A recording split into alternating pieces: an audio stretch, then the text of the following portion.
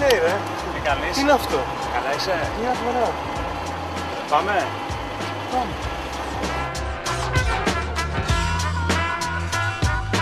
Είμαστε εδώ στο Greek Limo Pass μαζί με τον Κώστα από το Tech Blog. Καλησπέρα Κώστα. Καλησπέρα, καλώς ήρθατε. Τι είναι όλα αυτά εδώ? Αυτό το Greek Limo Bus είναι, πιστεύω, το μεταφορικό μέσο, το οικολογικό του μέλλοντος. Ναι. Είμαστε σε ένα πολύ ωραίο περιβάλλον. Χαίρομαι που έρχεσαι. Καλή επιτυχία στο TV Χωρίς Σύνορα και στην εκπομπή σου. Ευχαριστώ. Το αξίζεις, θα πάει σίγουρα πάρα πολύ καλά. Είμαστε εδώ για να μιλήσουμε όμως για το Tech Blog. Τι είναι το Tech Blog? Το techblog.gr είναι το ελληνικό blog για τις νέες τεχνολογίες. Ξεκίνησε τον Ιανουάριο του 2007 με σκοπό να προσφέρει ενημέρωση και πληροφορία για τις νέες τεχνολογίες. Ό,τι καινούργιο κυκλοφορεί σε gadgets, mobile, consumer electronics, laptop. Καλύπτει όλη την γάμα, δηλαδή ό,τι μπαίνει στην πρίζα και παίρνει μπαταρίες. Ωραία. Και με διαδίκτυο όμως. Έχει σχέση και με νέα διαδικτύου. Και ίντερνετ και ελληνικά sites για software, γράφουμε κάποια θέματα. Υπάρχει feedback από αυτό, πάει καλά? Πάει καλά. Τώρα Νίκο έχει σχεδόν 2 χρόνια, συμπληρώνει 2 χρόνια το Tech Blog. Εντάξει, κοιτάμε και εμείς analytics και τα λοιπά, να δούμε αν πηγαίνουμε καλά. Αλλά το παν είναι ότι κάνουμε αυτό που μας αρέσει. Είναι όμως blog?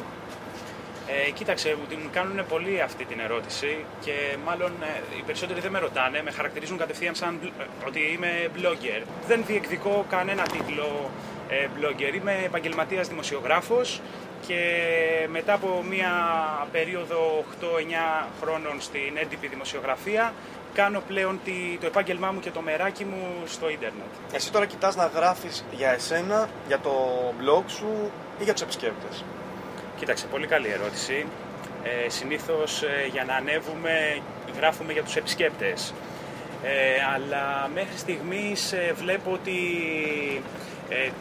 Σε ρωτάω γιατί είναι το μεράκι σου, δείχνεις ότι το γουστάρεις πολύ αυτό που κάνεις. Ναι, και φαίνεται ότι αυτό που γουστάρουν και οι επισκέπτες. Γιατί δεν σου κρύβω ότι σε πρώτο βαθμό γράφω αυτό που ενδιαφέρει εμένα. Μίλησες πριν ότι δεν κοιτάς ανταγωνισμό. Παρ' όλα αυτά, ο ανταγωνισμός στην κατηγορία που έχεις επιλέξει είναι τεράστιος. Δηλαδή, ανταγωνίζεσαι και ελληνικά και ξένα sites. Γιατί κάποιος να έρθει και να διαβάσει το Tech Blog? Γιατί στο Tech Blog είμαστε μια μεγάλη παρέα. Μας αρέσει αυτό που κάνουμε. Έχουμε πολύ καλή πληροφορία για νέες τεχνολογίες, δηλαδή για ό,τι καινούργιο κυκλοφορεί. Μας ενδιαφέρει ως επιτοπλίστων η ελληνική αγορά, δηλαδή αυτό που γράφουμε να κυκλοφορεί σήμερα και να μπορεί κάποιος, αν θέλει, να το επιλέξει. Είπες πριν ότι το βλέπεις επαγγελματικά. Άρα αυτό σημαίνει ότι ουσιαστικά ζεις από αυτό. Αυτή τη στιγμή μπορώ να πω ότι το Tech Blog συνεισφέρει στο 50% του μηνιαίου εισοδήματός μου. Έχω τις συνεργασίες και με τα περιοδικά της εφημερίδες, αλλά έχει φτάσει σε ένα καλό σημείο να... Υπάρχουν πάρα πολλοί που αν θέλουν να ασχοληθούν, θέλουν το blog τους να τους αποφέρει έσοδα ή και το site τους, όχι μόνο τα blog τους. Θα τους συμβούλευες εσύ πλέον που ουσιαστικά έχεις κάθε μήνα ή δεν ξέρω εγώ κάθε πότε κάποια έσοδα από αυτό? Θα τους συμβούλευες να ασχοληθούν επαγγελματικά με τα blog τους? Αξίζει λέει τον κόπο? Νομίζω ότι θέλει πλήρη αφοσίωση, να είσαι συνέχεια από πάνω, να βλέπεις τι του λείπει, τι μπορεί να βελτιώσεις, τι μπορείς να προσφέρεις περισσότερο. Και μόνο έτσι ίσως κάποια στιγμή έρθει και ένα οικονομικό αποτέλεσμα, το οποίο δεν σου κρύβω ότι και στη δική μου περίπτωση μπορεί να έχω ξεκινήσει κάποιες συνεργασίες με διαφημιστικές εταιρείες, media shop κτλ. Αλλά είναι αρκετά δύσκολο. Κώστα, το Tech Blog είναι το πρώτο blog που συμμετείχε σε κάποιες εκθέσεις. Ποιες είναι αυτές?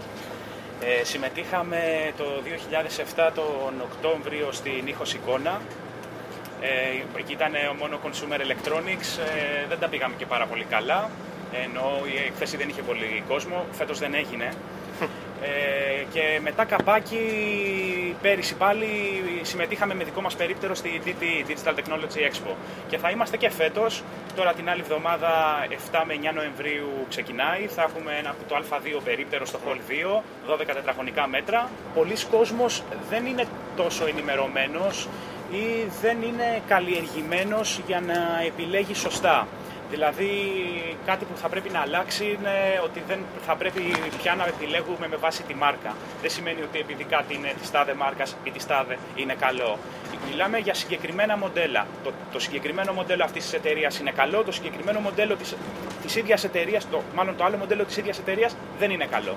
Σε παίρνει να πεις ότι το τάδε προϊόν της τάδε εταιρείας δεν είναι καλό? Αυτό δεν θα σου φέρει μέτωπο με διαφημίσεις?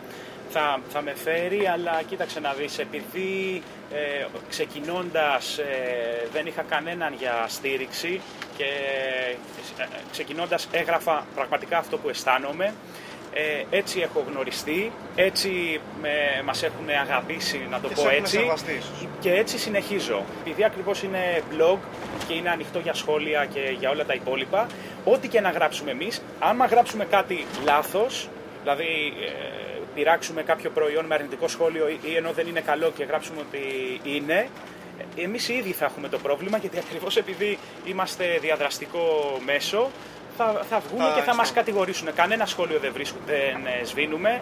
Moderate κάνουμε μόνο σε σχόλια τα οποία είναι υβριστικά. Εσένα ζεις Κώστα, χωρίς το ίντερνετ, πώς είναι? Χωρίς το ίντερνετ δεν μπορώ να τη φανταστώ χωρίς το ίντερνετ. Δηλαδή καθημερινά ο υπολογιστής στο γραφείο μου είναι ανοιχτός. Δεν τον σβήνω ούτε ένα δευτερόλεπτο, δηλαδή δεν μπορώ να γυρίσω από κάποια έξοδο ή από κάποιο ραντεβού σπίτι και να περιμένω να κάνει το boot και τα λοιπά, συνδέσεις και τέτοια. Θέλω να είναι όλα μπροστά, τα tabs στο browser, όλα έτοιμα, να τα βρω κατευθείαν, να απαντήσω, να σχολιάσω, να δω τι συμβαίνει. Χωρίς ίντερνετ πραγματικά σου λέω δεν μπορώ να ζήσω. Δηλαδή με κατηγορεί και η κοπέλα μου και φίλοι μου. Τις προάλλες είχα πάει με το Asus και το Cosmote, τον The Go, σε έναν γάμο ενός φίλου μου το καλοκαίρι και άνοιξα την ώρα που περιμέναμε να έρθει η σειρά μας να σερβιριστούμε στο τραπέζι. Άνοιξα το laptop και όλοι πέσανε να με φάνε. Δηλαδή δεν είναι κάτι από μόδα ή κάτι άλλο. Είναι η virtual επαφή μου με την πραγματικότητα. Με το site. Η επαφή μου μάλλον με τη virtual πραγματικότητα, γιατί είναι ένας κόσμος στον οποίο αισθάνομαι μέλος και μου αρέσει πολύ που συμμετέχω. Ποιες υπηρεσίες πιστεύεις ότι σε παίρνει ακόμα να προσθέσεις στο blog σου? Αυτό που σκεφτόμαστε αυτή την περίοδο είναι, εντάξει, πέραν από τους διαγωνισμούς που όπως ξέρεις έχουμε κάνει αρκετούς με αρκετά πλούσια δώρα, σκεφτόμαστε να ξεκινήσουμε κάποιες συνεργασίες με πολυκαταστήματα, φυσικά στην Ελλάδα και ηλεκτρονικά εξωτερικού, όπου όχι με διαγωνισμό αλλά για όλο τον κόσμο θα δίνουμε κωδικούς εκπτωτικούς για αγορά συσκευών. Δηλαδή θα παρουσιάζουμε ένα κινητό και θα λέμε ότι μπορείτε να το βρείτε εκεί πέρα με 5% έκπτωση, ξέρω εγώ, ή 10%. Κάπως έτσι να λέμε, ας πούμε, ότι σε ένα φυσικό κατάστημα στην Αθήνα ή στη Λάρισα ότι πηγαίνετε αύριο 5 κομμάτια λάπτοπ μισή τιμή, μόνο για tech blog. Εκτός από το tech blog όμως, έχεις κι άλλο ένα blog. Είναι το game20.gr. Πες μας λίγο και γι' αυτό. Είναι blog καταρχήν αυτό? Και αυτό blog είναι, στην πλατφόρμα την αγαπημένη του WordPress έχει δημιουργηθεί. Το ξεκίνησα με έναν συνεργάτη ο οποίος είναι gamer. Εγώ δεν είμαι gamer. Εγώ ό,τι παιχνίδια παίζω ότι υπάρχει μέσα στο κινητό. Αλλά έχω συνεργαστεί με ένα πάρα πολύ καλό gamer, ο οποίος είναι η ζωή του αυτή. Δηλαδή, όταν τον ρωτάνε με τι ασχολείσαι, λέει εγώ είμαι επαγγελματίας gamer. Έχουμε ξεκινήσει το game20.gr από το Σεπτέμβριο, τώρα 2 μήνες του 2008. Και σε αυτό δίνουμε μεγάλη σημασία στην άποψη, συνδυάζουμε δηλαδή παιχνίδια με ταινίες, με την καθημερινότητα, με τέτοια πράγματα, δηλαδή λίγο έτσι και φιλοσοφικό, κάνουμε reviews και πάρα πολλά νέα.